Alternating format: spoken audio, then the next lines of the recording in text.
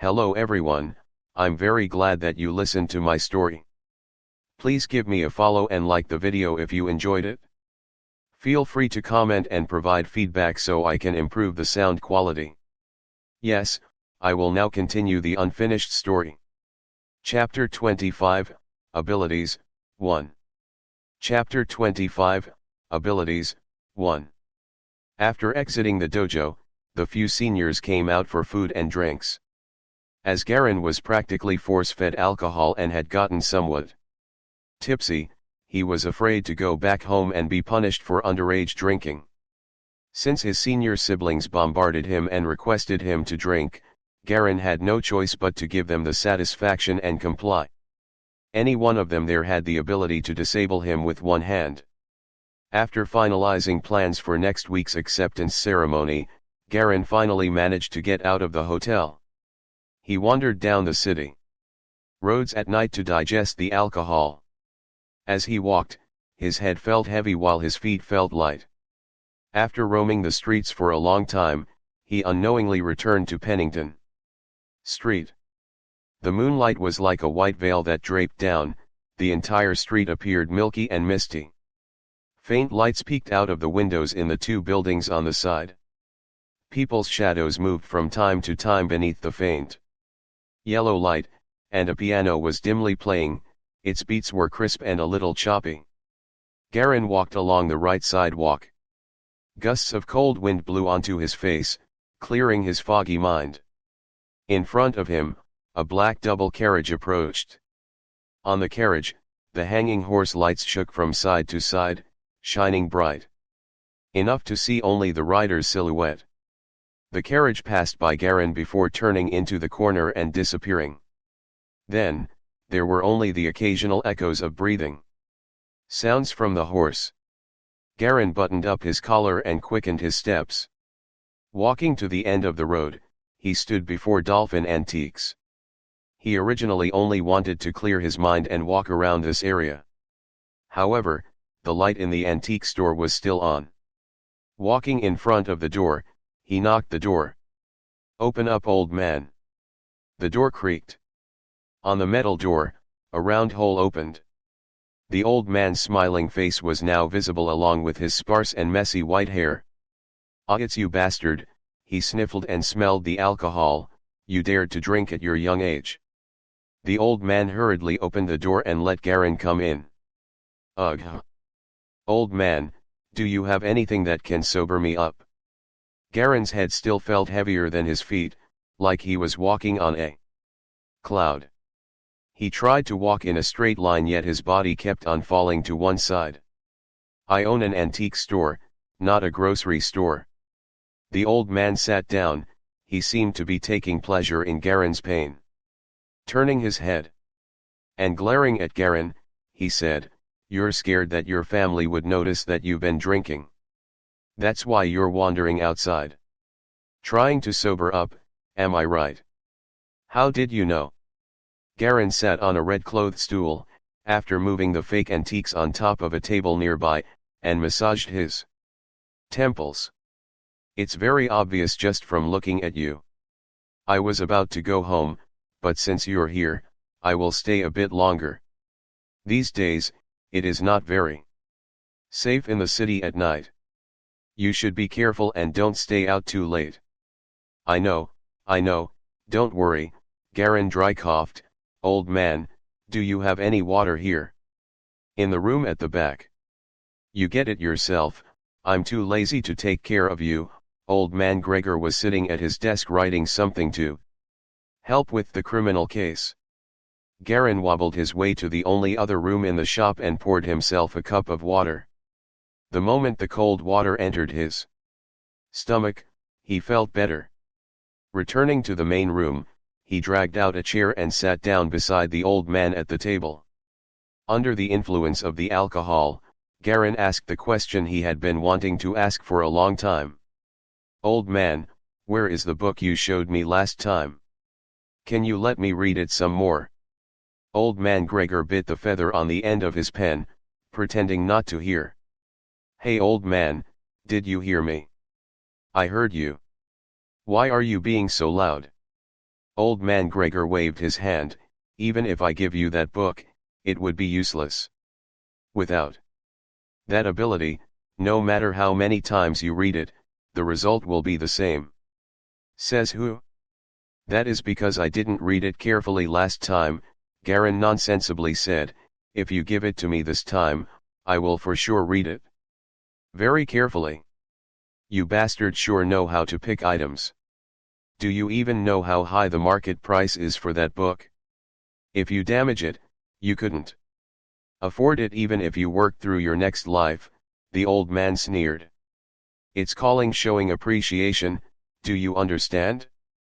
I simply appreciate antiques. It's not like I asked you to gift it to me, Garin said.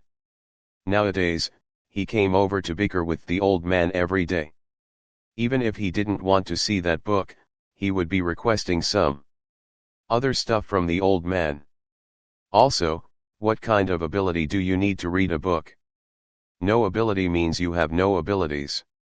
You don't understand, the old man nodded in satisfaction at his own writing. Dale Quicksilver has some conjectures about the robbery. What conjectures? They're investigating a crime in the rural area right now. They found a clue that indicates that the stuff stolen in my shop is still in the city. Though they are still investigating, I have hope that most of the stuff will be returned to me. The old man put away the pen and paper on the table and capped the ink bottle. He glanced at Garin. Also, stop thinking about the book. I mailed it to a friend a while ago, it's no longer here. Then do you have anything similar here? I'm only interested in stuff similar to the emblem and that book. You mean you like objects that have troublesome stories behind them? The old man asked in shock. Troublesome stories? Garin was a little stunned. The bronze cross emblem belonged to generations of wastrels. The entire family's savings were all wasted by them. The book has a similar story. They are all objects that ruined their owner's life. The old man sobbed a little and exclaimed. Objects with troublesome stories, eh? Garin was deep in thought. After walking out from the antique store, he sobered up a little and pondered this problem. If potential can only be found on objects with troublesome backstories. He remembered the halo of tragedy from a while ago, then. What kind of potential did I absorb from those objects? Without realizing it, he found himself walking on the sketchy road that led him home. The houses on the two sides were scarce, clearly displaying the black and green mountain and the empty forests behind the houses. This is the road. He froze.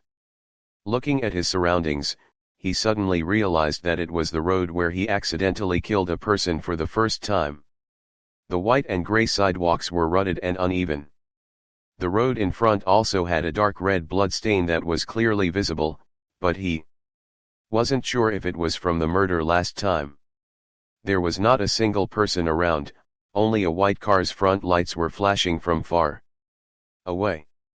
Garin hastily walked past the puddle-shaped blood stain. After so long, the stain had completely dried. Mixed in it were a few strands of thin and long hair. Cold wind kept pouring down his neck. He suddenly felt cold. Marching forward a few steps, a person appeared from the left alley and swiftly ran towards Garin's direction. This person was wearing a black trench coat and a round hat, and the sound made by the person's boots were rapid and snappy. Garin shifted his body to make room for the person to pass. As if drunk, the person crookedly walked straight into Garin. Watch out, surprised, Garin extended his arm to stabilize the person. Suddenly, he seemed to see a spark of yellow light piercing through his belly. His stomach felt a pinch like he was bitten by a mosquito. He felt no sense of danger, no shock or fear. Garin was stunned at first, then his heart felt cold. He realized what was happening immediately and extended both of his arms to tightly squeeze the person against his chest. Who sent you here? The bones creaked and cracked as they broke one by one. The person slumped and relied on Garin for strength. Losing all ability to resist, Both of the person's arms and multiple ribs were broken by Garin. The eerie thing was, that person still tightly hugged onto Garin without a word. Garin, holding onto the person, was about to ask some questions when he saw a silhouette from the faraway alley pointing something at him. A shiver escalated for his foot to his brain, a surge of terror that he's never felt before overwhelmed him. Garin felt like the tip of a knife was placed on his nose. The closeness to danger made him numb. Borrowing light from the moon, he was pretty certain that the person had faint red pupils and was holding a black gun. Bang! A crisp and loud sound. Simultaneously, as Garin saw a spark, he also felt a small hot object entering his chest with precision. The person he was holding also shuddered, as he too had been shot. His chest was burning as if the skin had been scraped off. They're even using guns now. Garin didn't have time to think to push.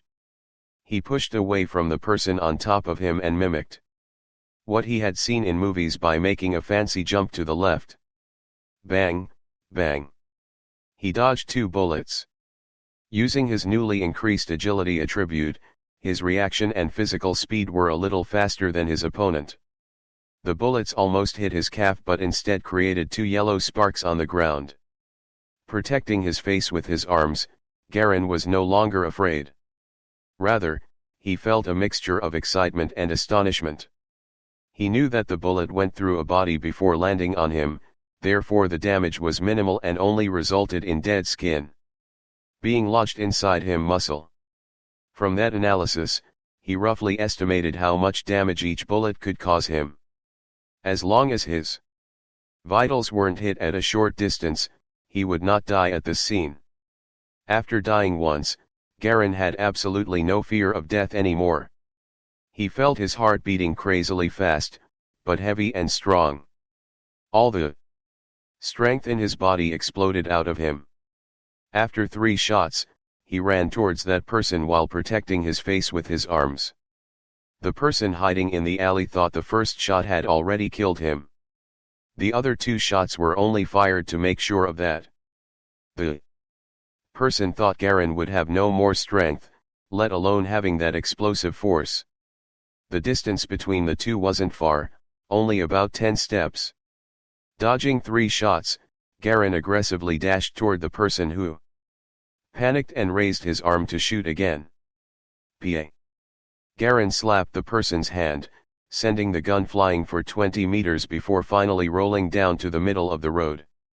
Garin grabbed this person's neck with one hand and punched the stomach with the other. A black shadow flashed and sliced across his arm. Garin felt pain in his right hand, and looking closely, he saw the opponent was holding in the back of his palm a dark blue dagger.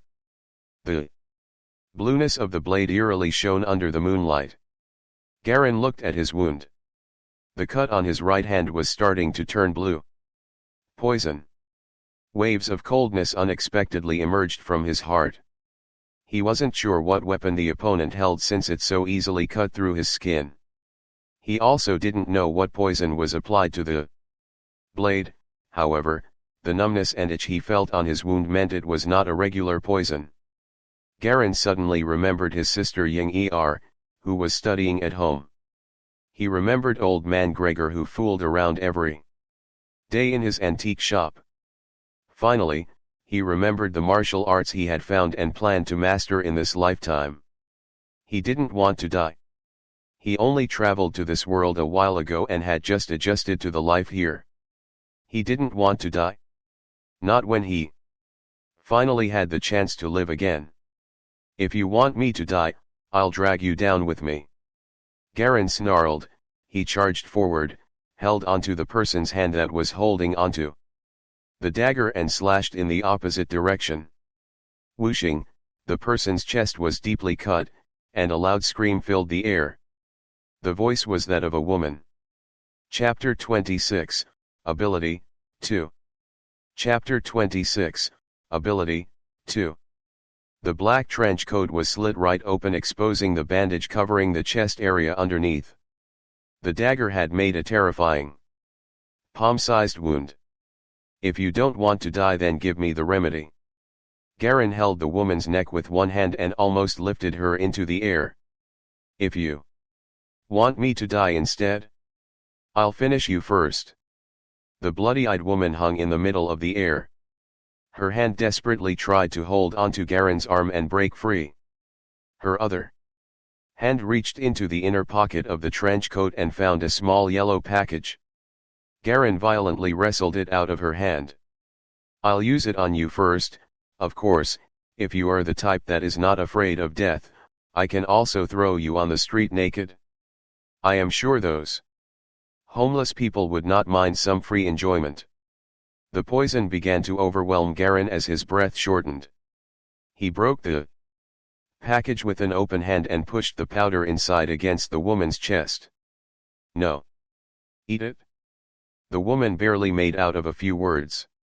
Garen put her down and squeezed her face as he poured half of the powder into her mouth before stopping. Cough. The woman coughed as soon as Garen let her go. It looked like she was about to cough her lungs out but was afraid to spit out the powder. She covered her mouth and swallowed all the powder before she sat straight onto the ground. She wearily looked at Garen. Garen felt the numbing sensation spread over half of his shoulder and knew that the poison was taking effect on his body. When he confirmed that the woman had no negative symptoms, he tried to fight back the poison a little longer before he finally was certain and chugged the entire powder down his throat. The yellow powder tasted sour with no odd flavor. It melted immediately as soon as it entered Garen's mouth. Go. Garen lifted the bloody-eyed woman as he began to jog forward. 10 minutes later, they arrived at a grass field on the shadowy side of a desolate hill.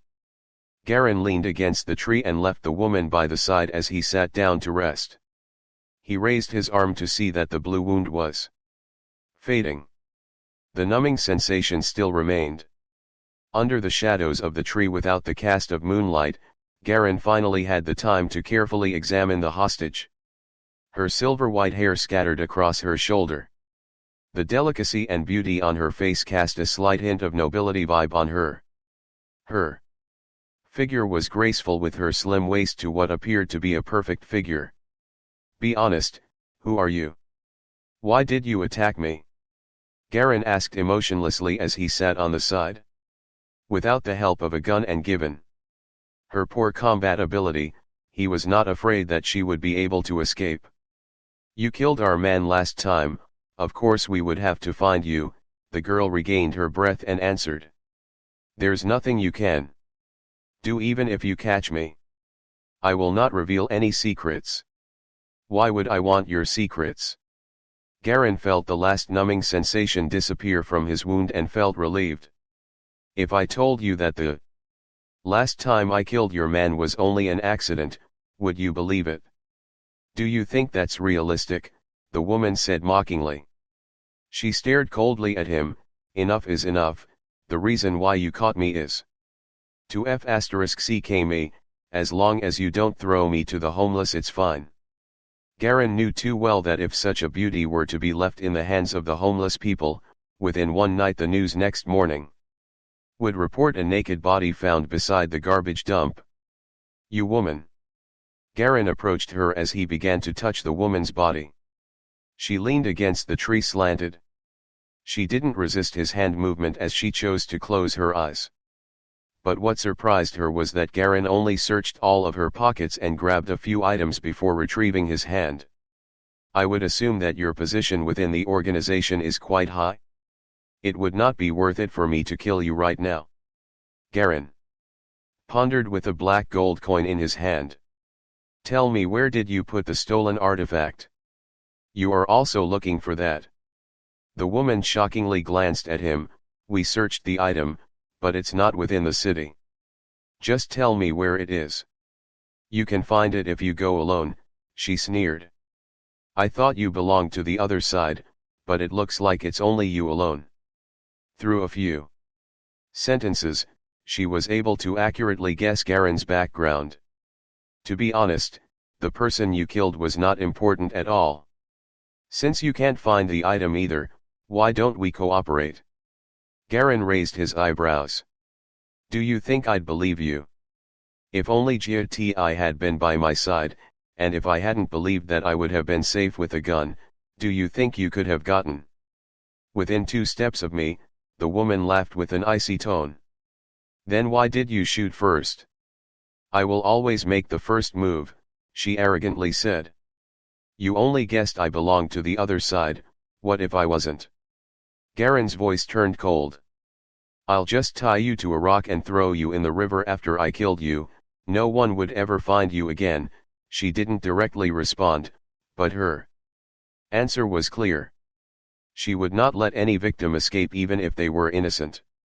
After a pause, she continued. Since I asked to partner up, then I have my ways to make you believe my genuineness. With your ability, you are at least a level 4 to 5 fighter. It is also mainly because of how strong your body is, a bullet can't even go through you. If you work for me. No way it will happen. Garen interrupted her. I won't work for you. I almost killed you, so you must want to kill me too in your heart. She laughed. Your combat style is fairly similar to the White Cloud Gates, with a powerful explosive force which makes it difficult to avoid. But with such impeccable body condition at a young age, you must have trained a unique body strengthening technique.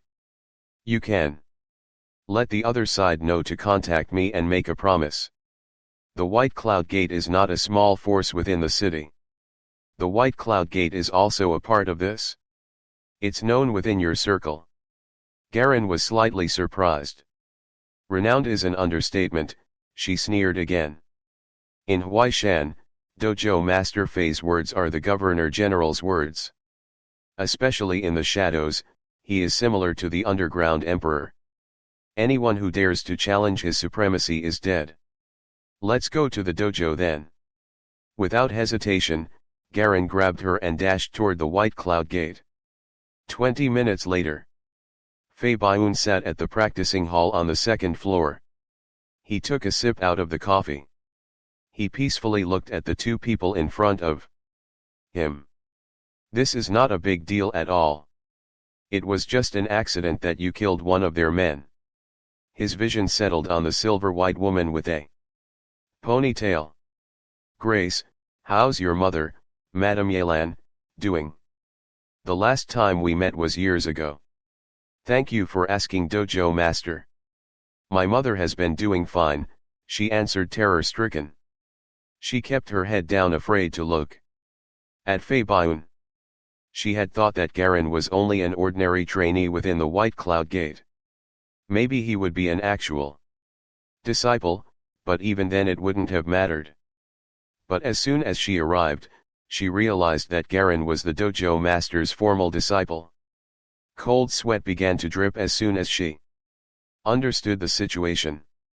She knew how powerful Fei Baiyun was in Huaishan, especially for someone who lived in the shadows, and yet she almost killed his formal disciple. Garen, who stood by her side, saw her sides drenched in sweat. This thing is not a big deal at all. Fei Baiyun took another sip of the coffee. But since you used a pistol, then the nature of this accident is now different. Grace lowered her head further. We'll provide any form of compensation for you. This is our mistake. Since my disciple is running short on money, you can help him a little. Also, the artifact that he is looking for from you guys, return it at the same time. Lastly, and most importantly, Garen himself has to agree to settle this. We agree to all the conditions. We'll do the best we can. Grace said genuinely, we'll do the best to serve Master Garen. Garen shook his head. All my requirements are included. If you want to provide more compensations, then give it to my master and my elder apprentices. He understood that if it were not for Fei Baiyun, this woman would have given him more trouble. You. Fei Baiyun pointed at Garen and started laughing. I just went to a gathering with the governor and you brought back a wonderful gift for me. This is only because we haven't released any information regarding you joining the White Cloud Gate as a formal disciple. In a few days, no one would dare to cause trouble for my disciple. Grace is pretty unlucky this time. She mistakenly thought Garen was the opponent's hitman. But I am curious as to why you wanted to stop their car. I saw the stolen artifact that I wanted, Garen rushed to explain. Grace, with a deep resignation, you just became a formal disciple. I'll admit that I was unlucky this time.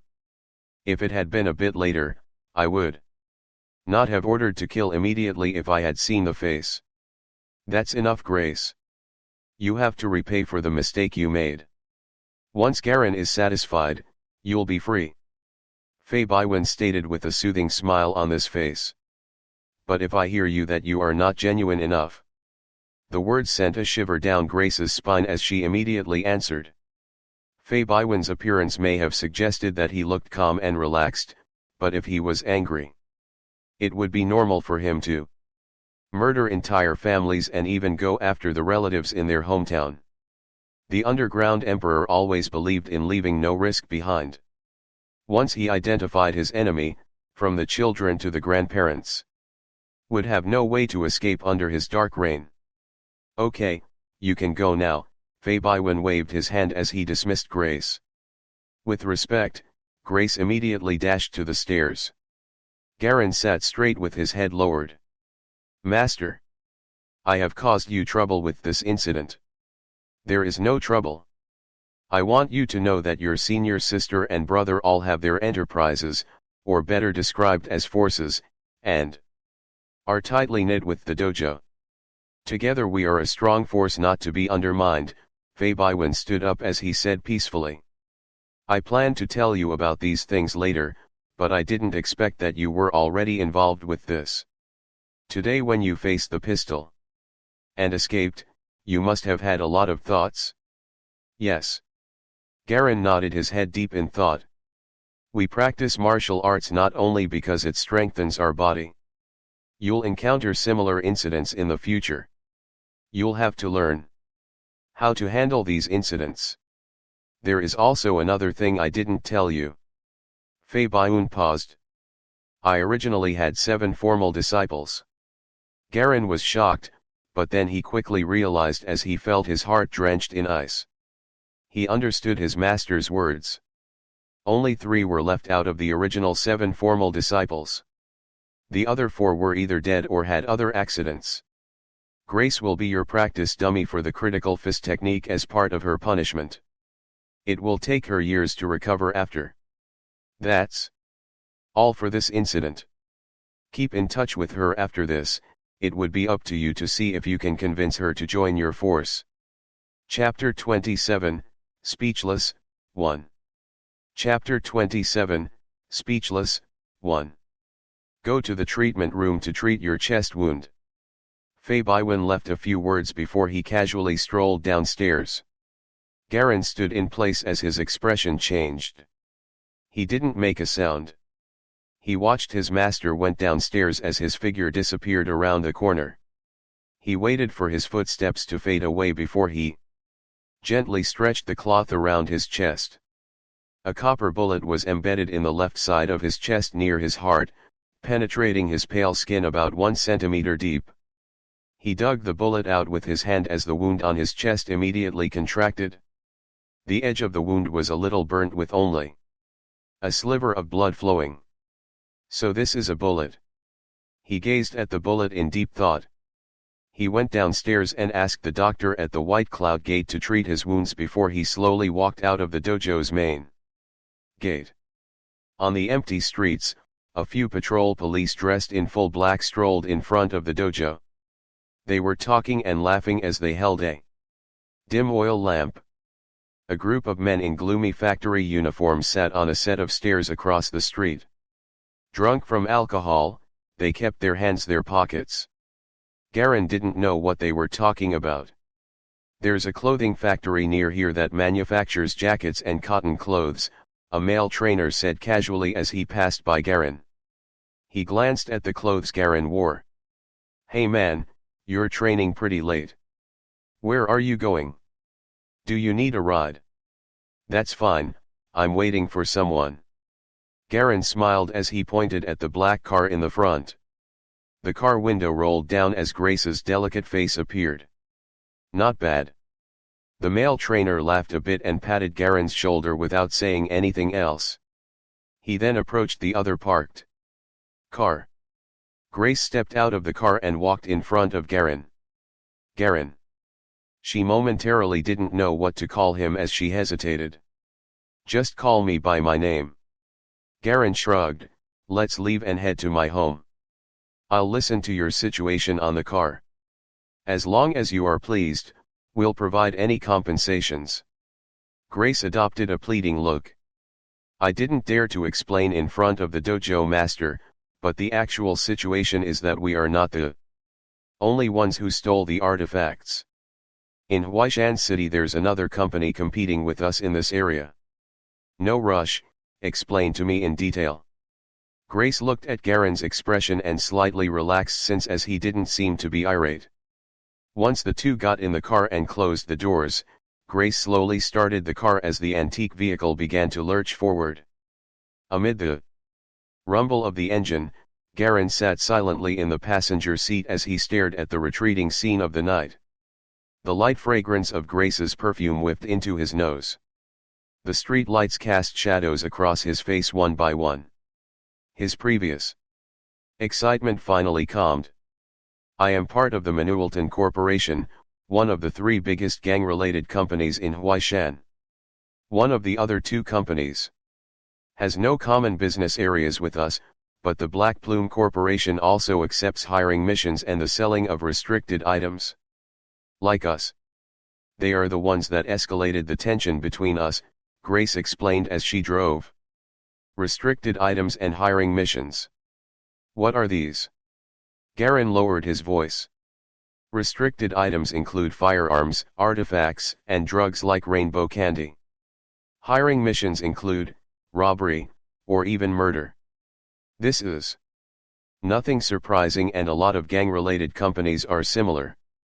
These two areas offer the most lucrative profits, while the primary operations of the company act as a cover. The money from the legitimate business is only considered a bonus. Grace started to feel less tense. Your company is called Manuelton Corporation? What's the size of the company? There are approximately 50 people that act as the core. The other supporting individuals total to less than 200 people. I am middle to upper management and in the middle of the pack. But don't worry, with Master Fei, the upper management will do anything to compensate you. I am certain about this point. Do you still have the artifacts with you from the first time we met? Garen asked as he remembered the potential increase from when he tried to stop the car. The artifacts are still there and in one of my houses. Do you want them now? Grace let out a sigh of relief as she was afraid that Garen wouldn't ask. But since he asked, the problem became much easier. Garen was clearly new to the scene, but with the backup of Master Fei and his three seniors, even the boss of the corporation would not dare shortchange the compensation. Now would be the best time. Where do you live? Downtown, beside the Central Park.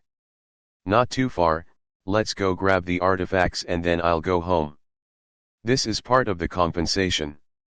Garen nodded. Then the other compensation. Let's not rush this. You have some means of selling artifacts in your company, right?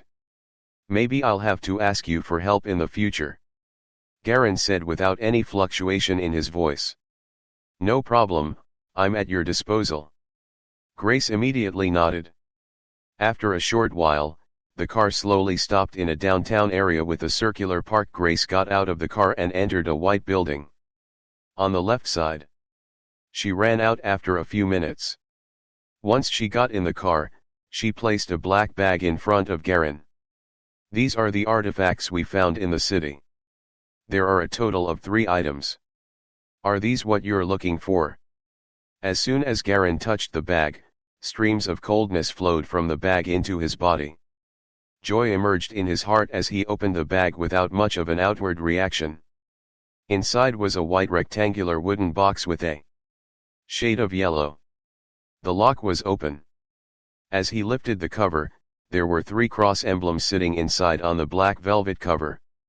From left to right, there was a bronze, a burgundy, and a silver-white artifact. APM. The 3 emblems had the same design, only the letters in the middle were different. They were A, P, and M. Garin immediately recognized that the burgundy emblem was the one lost by Old Man Gregor. It was also the one that had potential. The moment he opened the box, an enormous amount of potential flowed evenly into both of his hands. The cold streams flowed directly from the veins in his arm, past his shoulder, and across his neck before they concentrated around his eyes. Garin clearly saw the potential meter in his visual field increase steadily. From 80%, it rapidly rose to 90, and then to 100, 110, 120, 128, 133. In the few minutes since he had opened the box, his potential skyrocketed to above 200%. At this moment, the stream of energy from the box began to slow down. Garin then felt a source of potential from the burgundy cross emblem in the middle, the same artifact he had discovered at the old man's antique store. While the burgundy emblem continued to release potential slowly but steadily, the other 2 emblems had released all of their potential. He gently touched the bronze cross emblem's surface as the rough and cold sensation transmitted to his fingertip. He only took this emblem. Nothing else. No, these are the only things I have with me. Out of the 3 emblems, only the middle one was collected from the city. The others were transported from other places. Grace rushed to answer. I'll take this emblem with me. The other requirement is that the rest of the compensation goes to my master. Now take me back. Garin responded simply and did not say any more. He slowly caressed the bronze cross emblem. Okay. So when should I train with you? She looked relieved as her feeling of impending doom subsided. It will start after the formal disciple ceremony. Grace forced a smile. She had heard about the role of practice trainers at the White Cloud Gate. Certain explosive techniques must be practiced on humans to measure the results. Only a few knew the details about the practice trainers. Rarely would they be healthy without any injuries. The best case scenario was to have a few broken bones, while more severe consequences included organ damage. It would take at least a few years to recover, but it was also normal for the practice trainer to be killed. Usually, they would find people who only cared about money and not life. If she wanted to survive this time, it would depend on Garin. The car gradually came to a halt 200 meters away from Garin's neighborhood. Garin gently closed the door after walking out of the car. He watched the car turn before it disappeared. He raised his right hand and looked at a piece of white paper. The Confederation Bank's name and an absurdly large number were printed on it. $1 million bank deposit. Money comes pretty fast. He shoved the deposit slip in his pants pocket and he strolled toward the direction of his home. I am back. As he closed the door behind him, the living room was pitch black. Only a yellow light slipped through the door cracks of his sister's bedroom. No one responded. Only 2 people at home again. He took a breath before he changed into his slippers and turned on the light. He sat on the sofa. A dark yellow wooden cup filled with brewed black coffee was left on the table. Thirsty, Garin chugged the coffee. It tasted bitter but sweet as it was completely cold. The edge of the cup had the scent of a cigarette. Father didn't finish after he brewed it. He put the cup down and leaned against the sofa. He felt the bronze cross emblem in his pocket. Continue to provide him with potential. I don't know how much potential this emblem will provide. The other 2 were finished in just a few short moments. He felt joyful as his potential in his vision continued to rise. As long as I have sources of potential, I can continue to grow with the help of potential points. There is almost no limit. I am confident that I can surpass anyone. Suddenly, the smile that appeared on his face faded. He realized that the potential increase had slowed down compared to moments ago. The coldness from the emblem continued to flow without any difference in thickness, but the numbers on the potential meter began to slow down. What's going on? Garen sat straight as he carefully examined the increase in potential. From the moment he touched the emblem until coming home now, the potential points had already rocketed to above 300%. Now, however, the rate of increase began to diminish. Chapter 28, Speechless, 2. Chapter 28, Speechless, 2. In the beginning, the potential meter would increase by 1% every 2 seconds, but now, it would only increase by 1% every 4 seconds. Furthermore, the speed of this increase was still regressing. Garen closed his eyes to fully experience this change. From his pockets, the potential flowed into his body, eventually ticking the potential meter in his eyes. Soon, he immersed himself into the process of increasing the potential. The density of chi has increased, but the concentration has decreased. Garen opened his eyes as he slowly stroked the emblem in his pocket. As the density of chi decreased, the speed of his potential meter's increase had also slowed down. Finally, after 10 minutes or so, the chi had steadily slowed down. Only a very thin flow of chi was still entering his body, and the potential meter would only tick once in a long while. Normally, the antiques and jewelry would return to normal after having the chi inside them absorbed, but this emblem isn't doing that. Does it still have more potential, or is the absorption of chi just slowing down?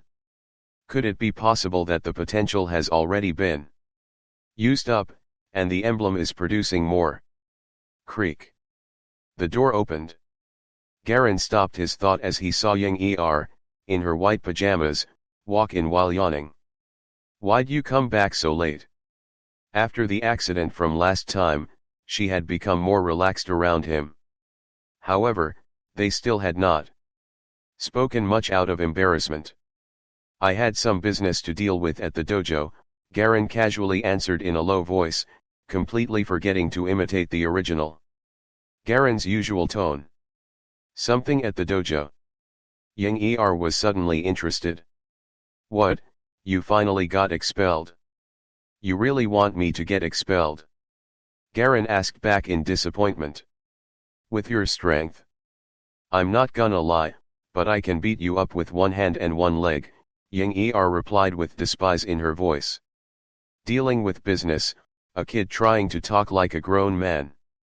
What kind of business could you possibly have? Yang yawned again after the rant and left to get some water.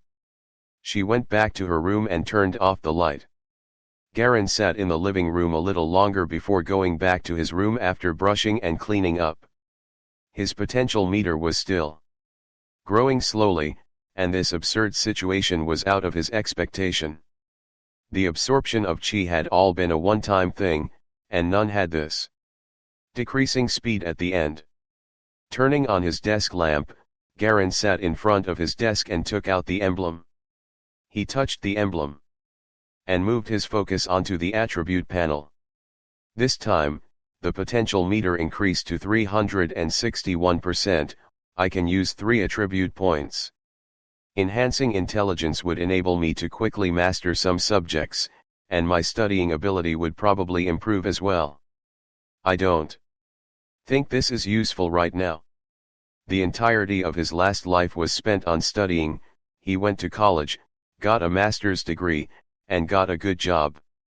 However, that job's salary was still pathetically low. Studying is only useful in order to reach a higher social class later, it's more useful in the sense of improving one's competency. Since he had already received the higher education from Earth, Garen wasn't too concerned with improving his intelligence. Agility increases the reaction speed for both my body and my nervous system, and, in addition, it would also increase my speed. This is quite useful. Strength and vitality are both fundamentals to the White Cloud Dojo. By enhancing these attributes, my strength, explosiveness, and my body's resilience and recovery would all improve. These are all great options, Garen thought. A few days after the formal disciple ceremony, he would be able to learn both the White Cloud secret arts and the explosive fist arts, maybe even the mammoth secret technique. At that time, these 3 attribute points would come in great use. Using them right now seemed like a waste. He carefully estimated the speed of chi absorption right now. If this speed of absorption doesn't change, I could probably get 1 more attribute point in a week. He didn't know when this emblem would stop emitting chi. If all the chi was used up, it would be hard to find another antique like this in the entire Huaishan city. These antiques were extremely rare on their own, and they could not reproduce chi after absorption. After confirming the situation to himself, Garen decided not to enhance his attributes frugally. These attribute points were precious, so he could not afford to lose them on pointless enhancements. Let's wait until after the ceremony. The next morning, Garen woke up early and went to school after eating a pear. Yang Er had already left before him. The result of the competition had come out, and today was the day of the award ceremony. Garen watched in the crowd and applauded with all his strength as Yang Er stood on the stage and received her 3rd place prize money and award medal. Next to him were a few girls who wore heavy perfume that was cloying to his nose. As soon as the archery award ceremony ended, Garen hastily squeezed his way out. "How was your sister, Garen?" Kalidor came out of nowhere and asked, tapping Garen's shoulder. "3rd place, kind of expected, her opponents were too strong," Garen replied while covering his nose. "There's too many people in there. I couldn't bear the smell." "How is Ai Fei, have you seen her?" "I apologized to her about the other day, yet she didn't say anything." "What's going on between you and her?" Kalidor asked in confusion. Garen bitterly laughed. "She's not talking to me either, I don't know what's going on." "Who's not talking to you?" Fane joined from the side. "Let's go over there. Also, Kalidor, I have to warn you about that thing." "What thing?" Kalidor froze and asked. "Jake told me all about it." Fane smiled as he put his arm around Kalidor's shoulder. Jake came from the back and tapped Garen's shoulder. "Fane is overreacting, it's not a big deal." "Let's go, Garen." "What's going on?" Garen was confused. The 4 strolled on the path behind the classroom building. On the sides were tall and dense winter heron trees. These trees were extremely cold resistant, and their leaves do not fall during the winter. Piece by piece, the green leaves covered the morning sunlight. Under the shades, Fane spoke up in a low volume. "Kalidor, do you really know Ai Fei?" "She's all right, a nice and kind girl." Kalidor blinked and asked, "What is it?" Fane hesitated before continuing, "We've been friends for so long, I'll just say it. Ai Fei, she's a gold digger." "To be honest, I don't think she's right for you, man." He saw Kalidor's face changing color. "You are different from me. We all know I'm with a different girl every other week, but I'm not invested in them like you do, Kalidor. This is who you are. And, you know where I'm from and my family. I'm used to these kind of things." "Okay, enough, I get what you mean." Kalidor's expression turned gloomy. He didn't argue with Fane, because he was already familiar with this friend of his. Jake looked at Garen with a sympathetic expression. "Why are you staring at me like that?" Garen asked. "Don't you like Ai Fei?" Jake whispered. "You even asked her out and got rejected." "What?" Garen was dumbfounded. I asked her out? And got rejected? Where did you hear this? When did I ask her out? Ai Fei told her roommates so. Jake glanced at Calidor, who was walking in front of them, and then gave Garen an even more sympathetic look. FK. Garen was speechless. These few days, he had been busy at the dojo, without paying much attention to things at the academy. He didn't expect Ai Fei to gossip to her friends about that night's misunderstanding. He was only trying to ease her embarrassment at the feast the other day, but Ai Fei misconstrued it as flirting. And, when he asked to escort her home and Ai Fei refused, that became him getting rejected. When did I say I liked that girl? Garen didn't even want to say her name. He originally thought she was a nice and independent girl, yet he suddenly learned that she could make up a story out of thin air. So Ai Fei and Calidor are together now? Garen asked. Jake nodded. Ai Fei went to Calidor's dorm room last night and didn't go back. Jake patted Garen's shoulder. Don't be too upset. Garen, don't blame Calidor on this one. Ai Fei approached him first. To tell you the truth, Jake, and I knew what kind of person she is. She got in touch with me a while ago and said she had a crush on me. I rejected her, then she started hanging out with all of us. Seems like she's taking a move on Calidor after knowing his family's background. Garen was speechless as he looked at Calidor, who was also looking back at him with a guilty expression. Don't be like this, Garen. A girl like Ai Fei isn't worth getting upset with. Jake once again patted Garen's shoulders in an attempt to comfort him. But I honestly don't even like her. Garen helplessly explained. Think about it, with my sister watching all day, how can I be interested in other girls? The three of them didn't seem to buy it. I didn't think she was this good at acting. I'm telling you the truth, I didn't ask her out, she's not my type. That night, I thought she was in trouble and helped her out. Since we went together, I asked if she needed me to escort her back. She said no, and I went home. That's it. Don't worry about it, we won't look down on you. These sad memories, just let them go. Jake shook his head. Jake and I saw you guys getting really close to her, that's why we couldn't approach you these days, Fane added. Garen, she's not worth it, don't overthink this. Garen helplessly shrugged his shoulders, he knew all of his explanations were in vain. Does everyone in the class know about this? Jake and Fane sympathetically nodded. Okay. Garen felt a bit confused. Well, not that I know what kind of person she really is. Who are we going to copy our homework from? I guess I'll ask Lanruo, see if she's willing to lend us a hand, Fane answered. Never mind, I'll do it myself. Garen shook his head. Seeing the commiserative expression of the trio before him, he felt frustrated.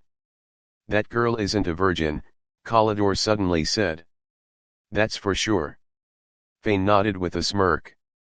Right, Garen, my cousin's friend, Felicity, came to visit again. She asked if you have time. Apparently, she wanted to ask you something. Since when did you two hook up? Felicity? That girl who went to Jade Ripple Lake with us? Garen asked. After receiving a positive answer, he was puzzled. Why is she looking for me? I don't know. Fane shrugged. She must have fallen in love with you at first sight. Jake laughed next to him. Felicity's family isn't just ordinarily wealthy, if you could date her, you don't have to worry about money for the rest of your life. Do I look like that kind of person? Garen twisted Jake's arm and said, can you talk like a human being? As they were speaking, two innocent girls approached them, with both of them holding delicate lace parasols, wearing white dirndl dresses. They both looked like daughters of nobles. As the two groups approached each other, all the boys including Garen straightened their backs, paying much more attention to their appearances. "Garen, your fly is open," Jake suddenly shouted. Right as the two girls looked over, they heard the shout. They both turned around and giggled while covering their mouth. Garen's face heated up as he looked down at his pants zippers. Thank God it was closed. He furiously turned around to go after Jake, who had already ran far away. "You're dead." Chapter 29, Surprise, 1. Chapter 29, Surprise, 1. Morning of October 1 St. White Cloud Marshall Coliseum. Bright light beamed in from the wooden window, landing on the carpet. Faintly visible dust floated in the air. While Garen respectfully stood in the middle of the Coliseum, Master Fei Baiun sat in his high chair with senior sister and second senior brother standing beside him. Third senior brother stood to the right, holding a square wooden plate covered in red cloth. Both sides of the Coliseum had a row of chairs and a dozen men sat scattered in these seats, divided into two groups. They were all wearing white robes with sharp and fiery gazes. Leading them were two elderly men between the age of 50 to 60. "Since you were directly chosen by me as a disciple, the extra etiquette will be unnecessary. Today we are honored to have Master Hurley and Master Hester here as our witnesses. Let's begin." Fei Baiun nodded towards Joshua, his third disciple. "Begin the ceremony," Joshua shouted. As flippant as he usually was, he did not dare to be glib at events like this. Two young girls wearing white robes walked up. One of them held a red envelope, the other held a maroon wooden cup. Each held a wooden plate. "Read the code of conduct," Joshua proclaimed. Garen straightened his body and picked up the red envelope. He opened the seal and recited the code of conduct inside. "Do not disrespect your master, do not be ungrateful. Do not flaunt and show off, do not be arrogant. Do not commit crimes, do not take what is not yours. Do not be conceited or complacent, do not be lazy or procrastinate." Disciple Garen Lombard promises to follow these rules and make our dojo proud. Memorize these rules. Do you have anything else to say? Fei Baiun looked at him with a smile. Garen closed the envelope, then kneeled on the floor. After 3 kowtows, he lifted the wooden cup from the plate and presented it to Fei Baiun with both hands. Fei Baiun accepted the cup and drank a sip of black tea from it. He then took a feathered pen from Joshua and swiftly wrote down his name on the envelope. He presented the envelope to the two witnesses. "Will the witnesses please sign their names?" Joshua shouted again. The two elders both smiled and each signed their names on the envelope. The bald elder to the left said with a salute, "I didn't expect Master Fei to have another disciple at his age. He has great talent and a calm mind. Congratulations." Fei Baiun let out a satisfied smile. "I'm getting old too, Garen will be my last disciple. I will not have the energy for another one. My hopes and the White Cloud Gate's hope depends on the 4 of them from now on." The past few days Master Fei had been investigating Garen's background, his personality, and the way he treats people. Fei Baiun was extremely satisfied with the results. Most importantly, Garen's talent might not be the greatest, but it was worthy of the Gate's martial arts inheritance. At the very least, the mammoth secret technique would continue. Currently, only his second disciple Frank practiced this move, and fighters like him were prone to danger every day, leaving his secret technique at risk of being lost forever. "Brother Fei, what are you talking about? If you are old, what about us? We are about the same age, but I still want to live for a few more years and have a few more disciples of my own," the red-haired elder said while nodding his head. Fei Baiun stood up. Behind him on the rosewood table were a few memorial tablets. Words from an unknown language were written all over them. With the sixth generation of our White Cloud Gate under my leadership, let us kowtow to honor our former masters and ancestors. Garin kowtowed respectfully toward the tablets. Fei Baiyun watched the obedient Garin and nodded in approval. It is unfortunate that your parents are out of town today. The two masters are always busy, so we had to rush the ceremony. Since the ceremony is finished, you will henceforth be my last inheriting disciple. You will take the gate's pride as your own. Yes, master.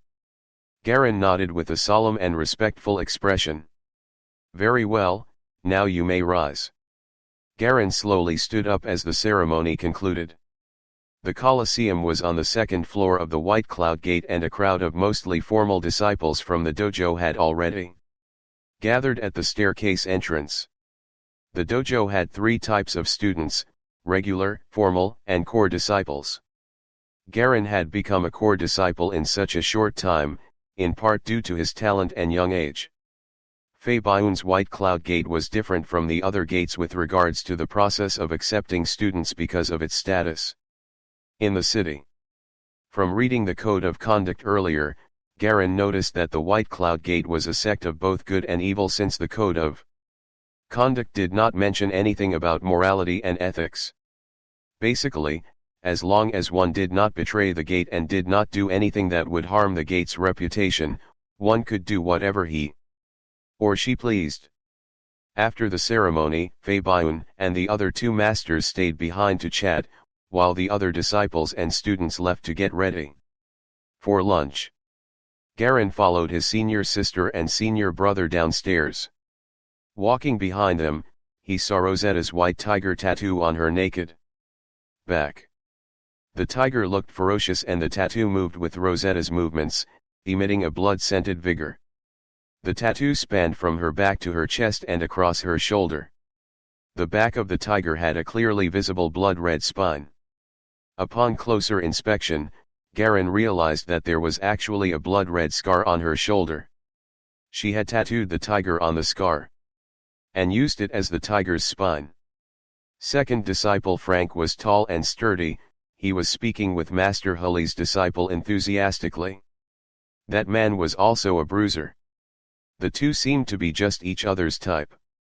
They were also old acquaintances. Senior sister Rosetta was speaking with one of Master Hesta's disciples. The guy seemed to be interested in her and was making a move on her. Garin sat next to Joshua as he listened to the boring conversations from both sides. The two junior disciples were both the type of people who were unable to sit still for a second. Senior brother, is it true that formal disciples can only get to the intermediate level of the White Cloud secret arts? Garin asked. It's true, because the later levels require some rare medicines and other conditions. Only the core disciples can obtain these medicines from the dojo. Why do you ask? You've only learned the beginner level of the secret arts and are still far from the intermediate, so what's the hurry? Joshua was puzzled. Well, since we aren't doing anything and you have now completed the ceremony, I suppose it won't hurt to explain the later stages to you. I'm just curious, Garin laughed. Any man who is in martial arts would want to know the future direction of his training. You sound pretty mature. Joshua nodded. From my own experience, the intermediate level of the White Cloud secret arts can increase your strength by half. The expert level, which only our master, senior sister, and senior brother have achieved, can actually double one's strength. Our senior sister's strength grew by 100 pounds, and our senior brother grew by 150 pounds. The expert level of the White Cloud secret arts is the highest level achieved by people from our dojo. The master level was only achieved by the founder who created our gate. I hear that combined with the mammoth secret technique, his strength could really match that of a mammoth. Force of a mammoth. That would be over 2,000 pounds. Garin was astonished. Nobody has tested it before, but it is indeed very powerful, Joshua said, stroking his chin with great anticipation. After some chatting, the gate provided lunch for everyone, then the two masters left with their disciples. Some other guests showed up at the dojo to congratulate them on the ceremony. These distinguished guests included the mayor and the governor. With the addition of these other guests, the ceremony was enough to influence all of Huaishan City. After the reception, it was already late afternoon. The food eaten at lunch had already been digested and expended as energy. After dinner, Fei Baiyun called Garin in front of a small, narrow room. A bald and half-naked elder sat cross-legged on the ground in front of the room. His body was full of muscle, his veins were like dark snakes coiling on his body, and his long white beard descended onto his chest. Bowing down and showing great respect, Fei Baiyun went up and whispered a few words to the old man. The bald elder nodded, opened his eyes, and looked at Garin, seemingly trying to memorize his face. Then, he closed his eyes again. Without saying a word, Fei Baiyun nodded to Garin and pushed open the door. Kriaok. The door opened to a room shrouded in complete darkness. Fei Baiyun lit up an oil lamp on the wall and the dim light filled the cramped room. In the room there were some notebooks scattered between many bookshelves. These are martial arts practice notebooks from our ancestors. You can go through them as you wish. But never mind that for now. Follow me inside. Fei Baiyun stopped Garin from opening up one of the notebooks and strode past the bookshelves. This place is safely guarded by Uncle Bai, who has remembered your scent. As long as you don't bring others, you can come here on your own from now on. This is one of the privileges of being my disciple. Yes, master, I understand. Fei Baiyun nodded as they approached the last row of shelves. On the last shelf was a red teapot-shaped container. Fei Baiyun took down the teacup and emptied into his hand. A small red pill rolled out of the spout. He handed the pill to Garin. Eat it. Garin took the pill, put it into his mouth, and he swallowed it without any hesitation. Master, what was that pill? Body enhancement pill. Your White Cloud secret arts is intermediate level already, right? Fei Baiyun looked at Garin with a faint smile. Garin was shocked and didn't know how to reply. Don't worry, the beginner level of the White Cloud secret arts is the easiest to surpass. In addition to my special herbal medicine incense, advancing in a short time isn't that rare.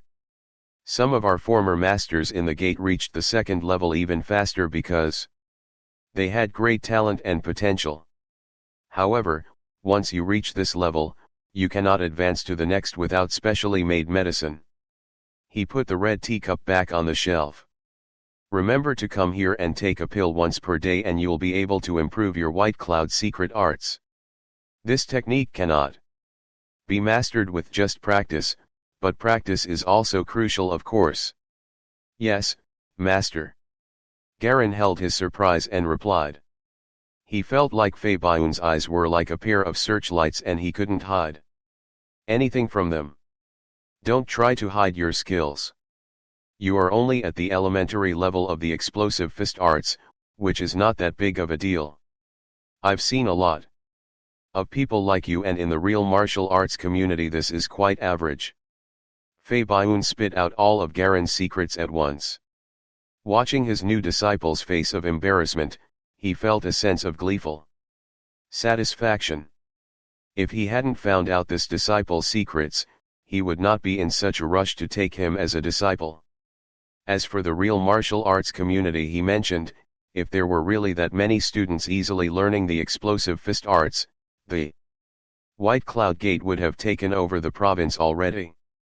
He only said this to make sure Garin wouldn't be too full of himself. Someone with talents like Garin had only appeared once in the history of the White Cloud Gate. He was born a White Cloud disciple, his body perfectly fit with the White Cloud Gate's techniques, and he had great talent. Garin knew his secrets were exposed, so he didn't say anything else, but laughed it up. And here I was, afraid I was too exceptional. Chapter 30, Surprise, 2. Chapter 30, Surprise, 2. It's fine if you want to hide your true powers. It's impressive that you reached such a level at your age, and it is probably better for you if fewer people know what you are capable of. It will seem more reasonable if you revealed your skills after several years of training, Fei Baiyun said, patting Garen's shoulders. Okay, let's go to the training floor. Today, I will teach you the White Cloud combat arts. These skills are not only used in combat, but also used in killing your opponents, he continued. Yes, Master. Garen was excited. Several minutes later, on the second floor of the martial arts hall, Fei Baiyun and Garen stood across from each other. The evening sun made the carpet shine scarlet. Your fundamentals are good, so I will teach you the entry-level stances first. Fei Baiyun stepped forward and raised his right palm, slanting it upwards. He also put his left fist by his waist. This is the basic stance of White Cloud combat arts. Take a closer look, Fei Baiyun said with a clear voice.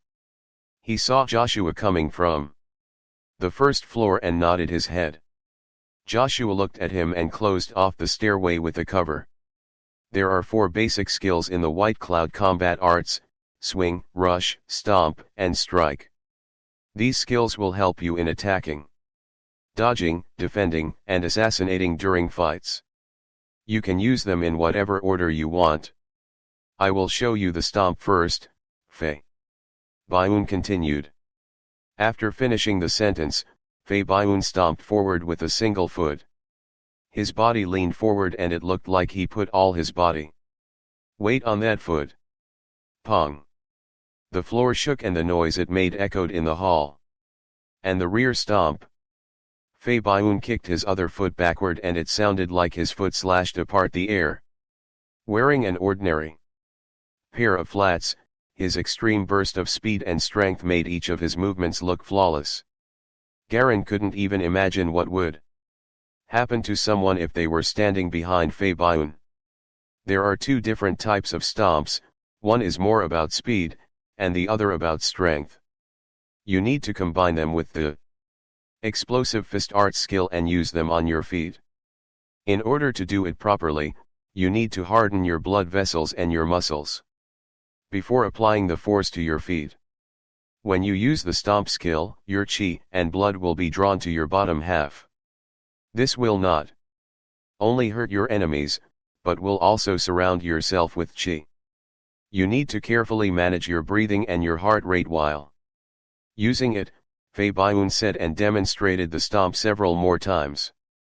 He asked Garen to try it after the demonstration and whispered Garen the secret techniques before letting Garen start. It was fine if Garen's stance was wrong, but if Fei Baiyun found that Garen was not matching his breathing with his heart rate, he would slap or kick Garen. The kicks and slaps actually helped Garen perform the actions properly. There is one universal rule in the White Cloud Gate, and that is stability. Whatever you do it with stability. You need to make sure your chi and blood are stable, then apply them onto the skills you use. You will be able to modify your skills and make them explosive this way, Fei Baiyun said. If you turn on the water faucet and block the water with your finger, the water will burst out when you let your finger go for even a bit, he continued. Step by step, Garen started to focus on practicing the stomp and tried to make sure his breath matched his heart rate, following everything Fei Baiyun said. He was still thinking about the stomp when he got back home. The White Cloud secret arts would bring him incredible power when the skills were combined with the stomp. The White Cloud secret arts technique was like an engine, and the higher the level he reached, the bigger the burst of power he would have. Every skill in the White Cloud combat arts aimed to increase one's strength. Garen kept practicing the skills he learned over the next several days as Fei Baiyun taught him all 4 forms. The swing was all about swinging the feet and arms like a whip. The rush used the mammoth strike to counter-attack. The strike could help Garen reach his peak for a short duration, allowing him to use his arms like knives to stab into the enemy's eyes. There were many possible combinations when using the four forms, and different combinations were designed to be used against different opponents.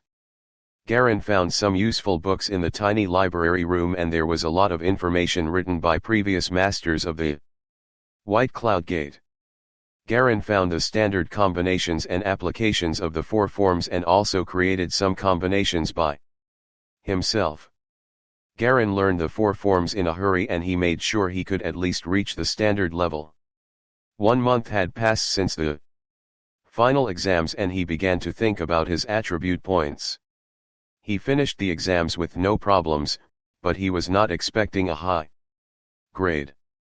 He only wanted to focus on practicing martial arts. He could increase the level of the White Cloud secret arts as long as he had the requisite medicinal herbs, though it would take some time.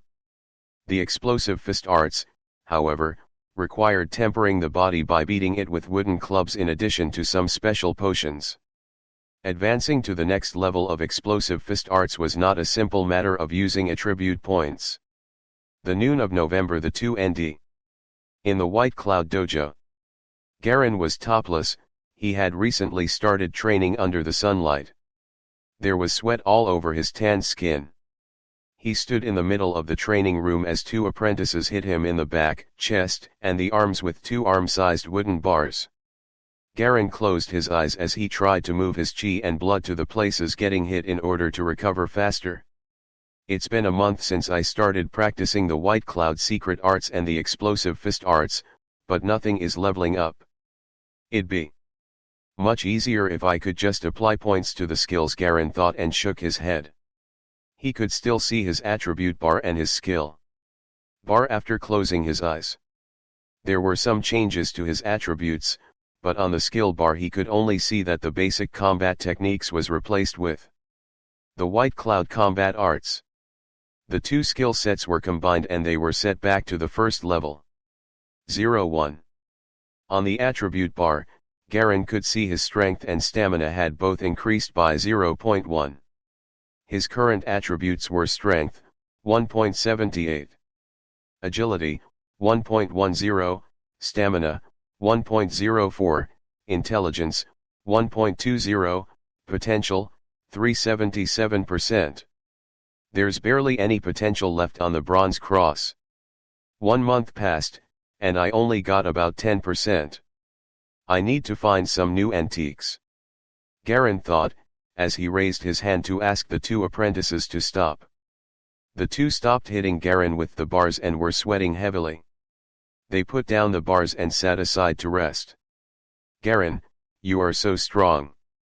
My arms are sore and you're not even hurt, one of the apprentices said admiringly. Keep training and one day you will be just like me. You will be able to learn the explosive fist arts after you become a formal disciple. Garen said while he started to think about the distribution of his attribute points. I don't need to apply points to the White Cloud combat arts since it will level up just from practicing. I thought I could just simply apply points to the White Cloud secret arts and explosive fist arts, but it seems that it won't work. These skills that need external help won't be leveled up so easily, Garen thought. He tried to apply points to the 2 skills many times, but it would not work.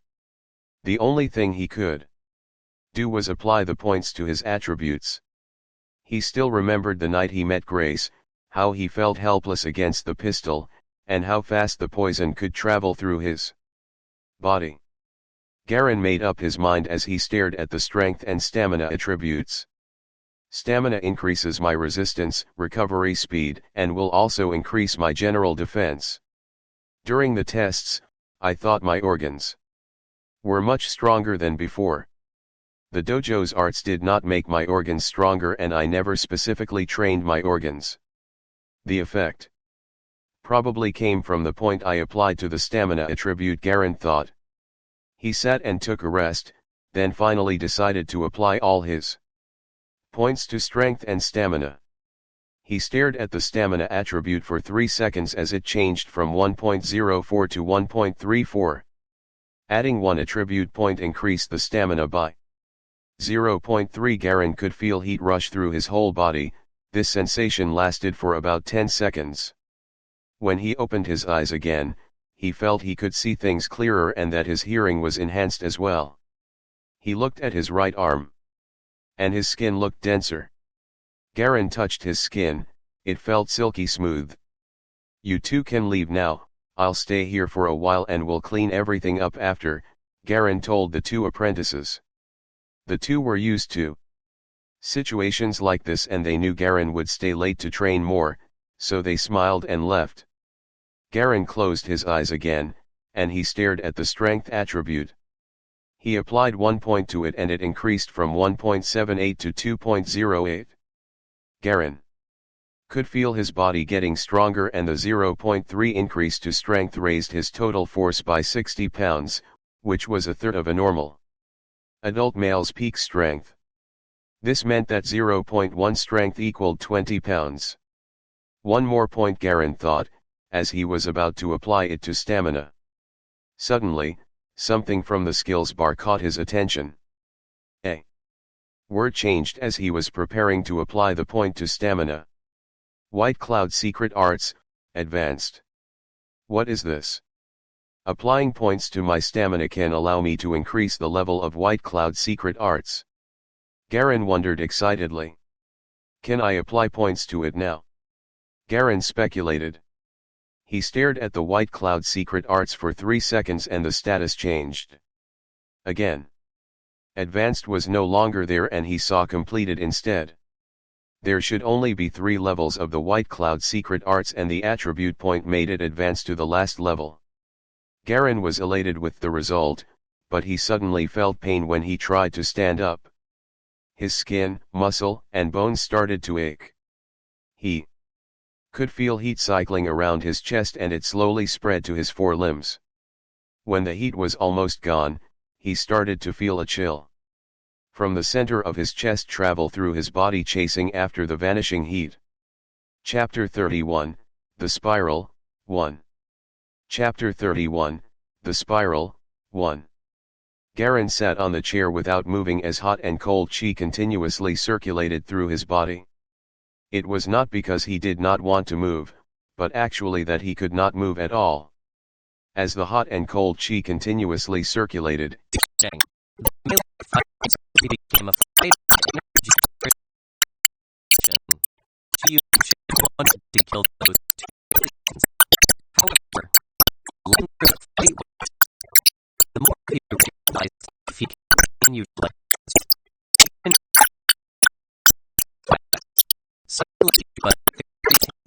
her internal organs received extremely serious damage and it took a while before she fully recovered.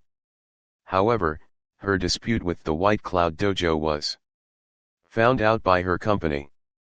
Perhaps it was the company's arrangement or maybe her own volition, but either way, she became Garen's personal assistant. I accidentally tore them just now. How is your body? Garen casually asked. Even though I intentionally held back during the practice. Your internal organs were still injured. Even if you rested for a month, you couldn't have recovered so quickly. After taking the secret medicine provided by the dojo, I feel much better now. This result is already better than expected, so there's no need for you to worry. The both of them chatted as they walked. They passed by the new students in the hall and headed toward the practice hall on the second floor. You're more or less a part of our dojo now, so are you still participating in your company's activities? Not anymore, my current mission is to take care of your daily life. In fact, I've basically been abandoned by the company as a compensation for the previous incident. Grace bitterly smiled. Master Fei is currently away. The person currently in charge is your senior sister, Rosetta. She's currently training in the private room, and I am not sure when she will leave. Garen nodded and said, as long as there is no major incident, the external instructors and the management staff can handle it. There's no need for us to worry about it. Your connections are better than mine, so do you know whether there's any progress with the case on Dale Quicksilver's side. I am not sure, but I heard that Detective Quicksilver returned to the dolphin antiques that you mentioned previously, these past few days. I don't know what happened, and the men that I sent didn't receive any information either. My previous connections were actually the companies, and since now I don't have any funds on hand, I can't make use of the other connections, Grace said with a frown. If you're looking for detailed information, you could try asking your seniors. They have their own connections and would know more than we do. We'll see. Garin accepted a white towel that a girl handed to him and wiped the sweat on his body. He rested at the practice hall and ate lunch. As it was a weekend, Garin let Grace drive him to Pennington Road and stopped at Dolphin Antiques. The furniture within the store had already been changed to black from the original red. The old man was still sitting in front of a bookshelf, wearing reading glasses as he carefully adjusted the brass pocket watch in his hands. When Garin entered, he only glanced at his direction without even lifting his head. "There's new stock that just came in, do you want to take a look?" Garin looked around the store and saw that there was actually a customer, an elegantly dressed old lady with white hair. From her clothing he could tell that she was not from an ordinary family. The old lady was carefully looking at a black necklace in her hands, and she seemed to be slightly preoccupied. "Old man, where did you get that pocket watch? It looks like an authentic Bavish, doesn't it?" He walked toward the old man and sat down on a chair in front of him. "What do you mean by it looks authentic?" "It is authentic." The old man glared at him. "That old lady is trying to pawn this. I am checking whether the internal structure is original." "You're a pawnbroker as well?" Garin was speechless. "By the way, Dale Quicksilver came back, right? Did he find out anything?" He had already obtained the emblem, but did not dare tell the old man. He had come to inquire about Dale Quicksilver's situation. After all, getting the emblem back had something to do with the company behind Grace. Dale Quicksilver might one day trace it back to him. Also, during the exchange of information with the old man, he felt that Dale Quicksilver's recent actions were strange. He's still chasing after the golden hoop. "Anyway, I've already given up. I didn't lose much anyway. The golden hoop isn't just an ordinary thief, but a powerful killer as well." Old man Gregor put down the pocket watch and wiped its surface with a microfiber cloth. Garin's eyes slightly flashed. "You mentioned the other time that the detective is also interested in troublesome antiques, just like me. What did you mean?" "I am not sure. Anyway, he chose a few pieces of those kind of antiques from the ones I had just gotten. I made twice the profit from just reselling it, so that transaction was definitely worth it." The old man had a triumphant look on his face. He pre-selected from this batch again. Garin knitted his eyebrows. It was not the first time that it happened. "What? You want it as well?" The old man glanced at him. "I'll sell it to you as long as you can pay for it. Let me tell you this, it's not only happening here. Dale Quicksilver has bought all the antiques of this kind that are being sold in the entirety of Huaishan City. So he has collected a lot of them." Garin's eyes lit up. "Honestly, I am very interested in these kind of strange and dangerous antiques. They excite me." With a loud thump, the old man's hand viciously landed on Garin's head. "Exciting, your head? You don't even have an income and you want to collect antiques like him, you wastrel." Garin did not get angry and only laughed. "Oh, and where's that book? You already got it back from your friend, right? Can you let me see it again?" "I already said, there's no point if you have no talent. Nothing will change no matter how many times you look at it." The old man impatiently waved him off. "All right, hurry and do whatever you need to do. It's not like it would disappear if you just let me see it once more." Stupid old man, you're still so stingy. Garin shook his head. The both of them happily chatted for a while, before Garin got up and left. After a while, old man Gregor stood up and closed the entrance of the shop. The old lady put down the necklace in her hand and looked at old man Gregor with a complicated look. It's been a while, and you've completely turned into an ordinary person. The old man smiled, but strangely did not refute. This is fate. This was the choice that I made. I am merely reaping what I sowed. How long do you plan to stay here? How long? Until they find me, I guess.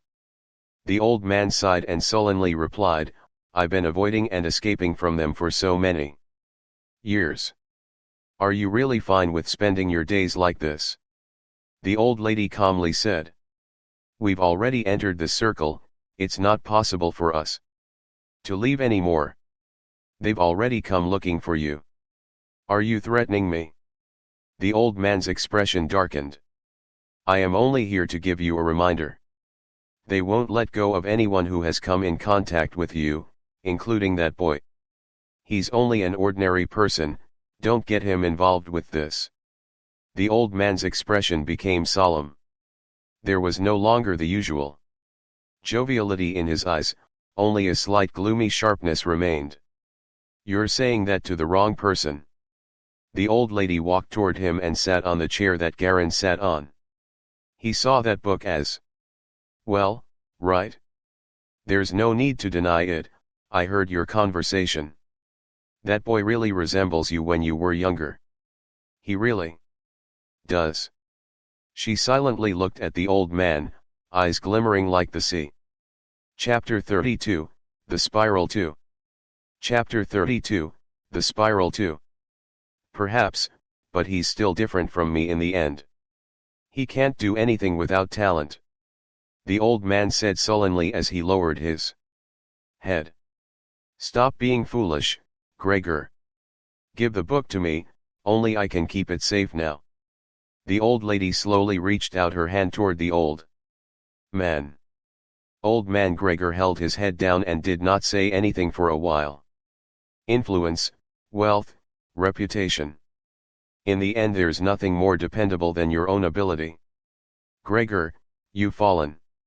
There was a trace of pity in the old lady's eyes. Time flies, in the blink of an eye, we're already at this age.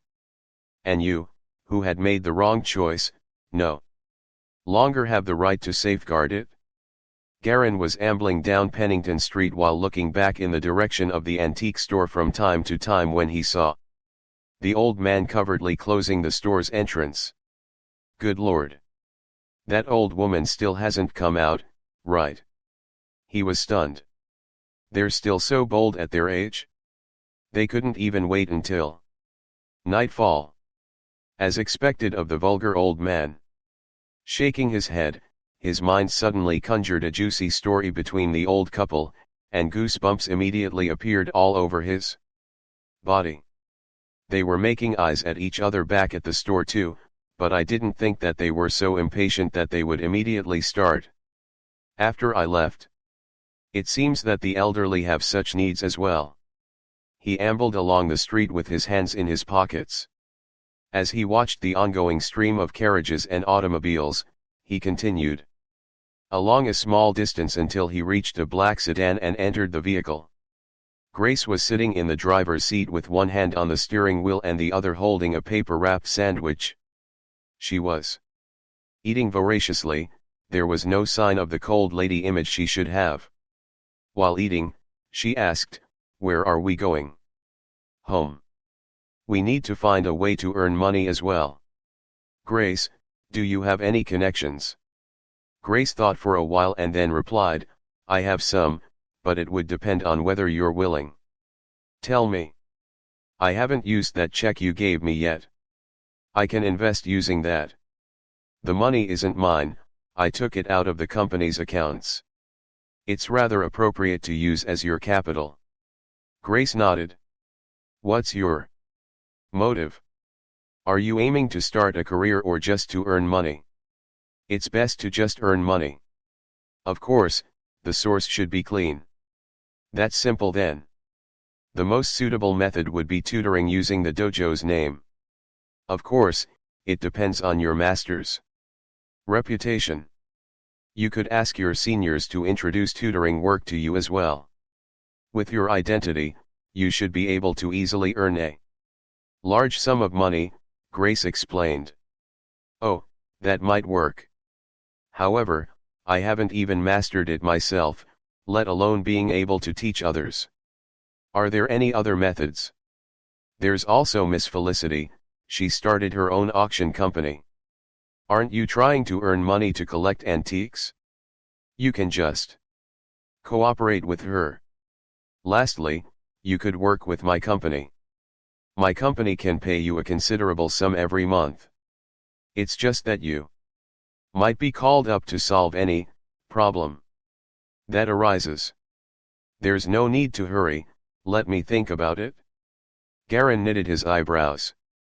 The three methods did not meet his requirements, especially when he found out that Dale Quicksilver was actually collecting similar antiques.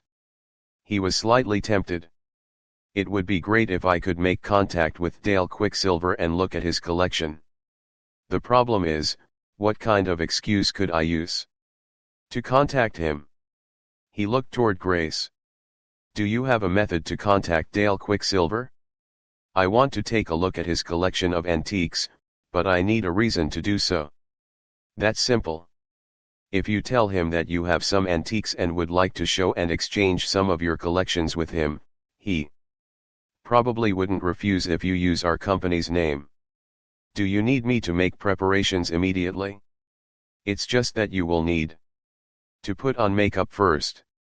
You're still too young, after all, Grace swiftly replied. As for the antique needed for the exchange, my company will arrange it. Arrange it, see if he agrees. In the next few days, Garin traveled back and forth between the school and the antique shop, behaving completely like an ordinary student. However, as the effect of the emblem had become almost negligible, he could only obediently learn martial arts every day from his seniors. White Cloud combat arts were moves developed from the Mammoth secret technique, its four forms were interchangeable and abnormally powerful. Garin spent every day practicing the moves with his seniors while suppressing his own strength. For the past few days, he did not attend classes even when he was at school. He was only waiting for the end of term results to be announced. How did you fare? Fane and Kalidor gathered together to check each other's result. All right, I'm 20th in the class, it's not that bad. Kalidor grinned. How can you even be happy with 20th place, there are barely even 20 people in our class. Garin jokingly scolded as he walked over